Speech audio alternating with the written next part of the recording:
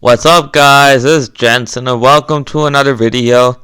So, I really feel like the Seattle Seahawks right now are underrated in terms of the Super Bowl conversation, in terms of the NFC, because I've seen that the San Francisco 49ers and the New Orleans Saints have been viewed as the two favorite teams in the NFC, and I really think Seattle is actually the best team in the NFC right now.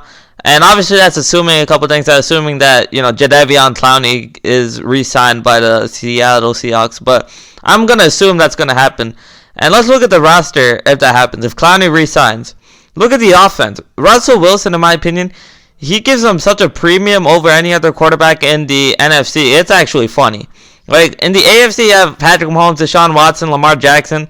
There are a couple good QBs there. But there's a ton of concerns with some of these dudes in the NFC.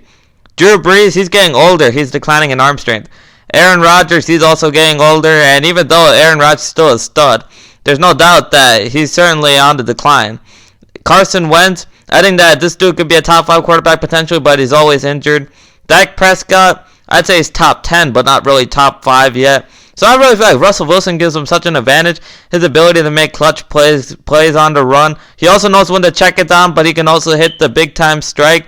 And he's just a winner, in my opinion. That's what I really like about Russell Wilson.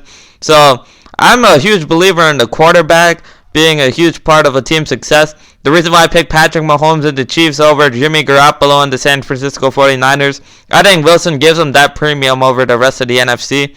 I also like the receivers I have. Tyler Lockett, DK Metcalf, these dudes can go deep, but at the same time, they can also do some of the intermediate route stuff. I really feel like these dudes are absolutely dynamic. They give Russell Wilson a downfield options, which I think is really helpful. But at the same time, you got a really nice tight end combo, in my opinion. Greg Olsen, they added him. He's going to be a nice safety blanket. But at the same time, you got Will Dissly, who's going to be the more of the blocking tight end, but he can also make some dynamic plays as well. We saw the potential with Dissly, and if he can stay on the field, no doubt that this dude is a really good tight end in the NFL. Having the running backs back, that's going to really change everything. Like, if Russell Wilson had those running backs in the NFC divisional game against the Packers, they might have won that game. They went that far. They almost beat the Packers in Lambeau without the running backs. And obviously, as we know with Seattle, the running game is a very important part of their team strategy. So getting back Chris Carson, getting back Rashad Penny, that's going to do a huge thing for this offense. And the Seattle team you saw against the Green Bay Packers, that team should be even better with these running backs back healthy again. And that's what I really like about Seattle, having the running game, having Russell Wilson who can pass down the field, he can do it all.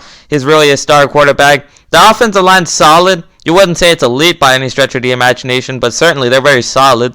And on defense, even though the defense isn't elite per se, they're good enough in my opinion. And I think sometimes in the NFL, good enough is just enough. When you have a really good quarterback, it doesn't really matter at times.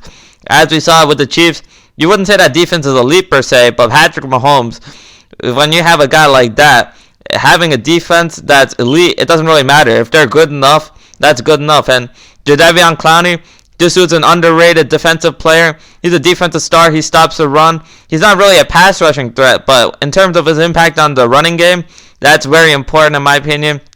They re-signed Bruce Irvin. I think that was a very nice move for them. He's a nice pass rusher. I think that Shaquille Griffin is an underrated cornerback. This dude's a stud. I don't know if he's exactly the number one type cornerback type, but for sure he's a really good cornerback. And I really feel like Seattle, even though they don't really have a ton of like elite players, they have a ton of good players. And when Pete Carroll's a head coach, I think that's good enough. Let's not forget that they have a first-round pick and 2 second-round picks. I think that's going to be very important. They can get some studs on that defense. Pete Carroll's still the head coach, as I mentioned before.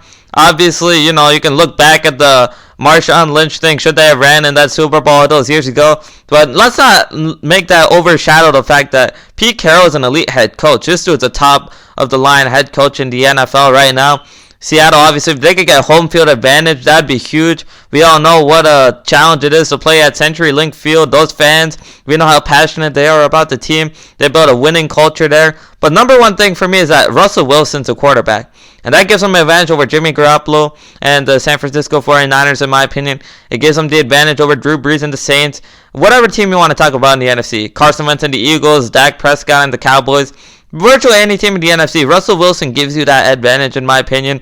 That's why I'm rolling with Seattle. I like to roll with the quarterbacks, Sometimes that sounds a little silly, But at the end of the day, if your quarterback's a stud, if you have a Patrick Mahomes, Russell Wilson, Deshaun Watson, Lamar Jackson type of quarterback, sometimes it doesn't matter about the rest of your team. Like, those dudes, they're good enough on their own that they can win games and they can win championships. So that's what I'm going to say about this. And see y'all later, guys. Thanks for watching this video. Please like and subscribe. And I'll be praying for NFL and NBA hot takes as the season goes on. And have a good day.